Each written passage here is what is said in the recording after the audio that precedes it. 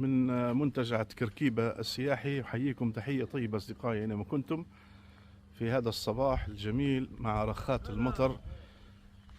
زي ما تشوفوا فالمنتجع كركيبة السياحي أحد المنتجعات المهمة والجميلة في الصحراء الليبية.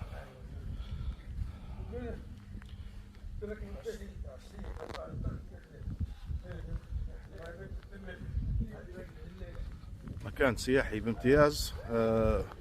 مجموعة الأصدقاء اللي ماسكين البرنامج طبعا ما شاء الله يعني مرتبين الأمور فيه وجاهزين لاستقبال الضيوف، خاصة في أقرب مناسبة اللي حتكون هي رالي فسانيا. فمرحبتين بكل الأحباب والأصدقاء ومحبي الدفع الرباعي في منتجع كركيبة السياحي اللي حيكون في استقبال الضيوف للتجهيز أو مشاهدة ومتابعة والمشاركة في رالي فزان أو رالي فسانيا. آسف. هاي الكتبان الرملية خلفي زي ما تشوفوا.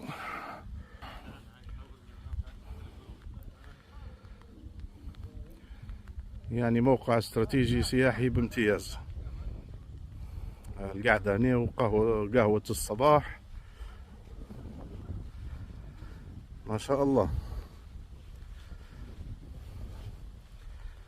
منتجع جاهز لاستقبال الضيوف. هذه واحدة من الغرف نشوفوها هيك مفتوحة، معرفش إذا كانت جاهزة.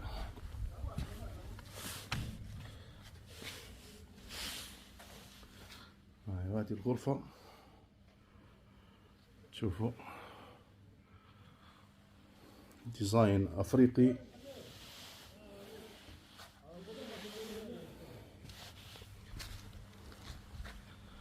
كل الغرف هيك طبعا في غرف فردية زوجية زي ما تشوفوا.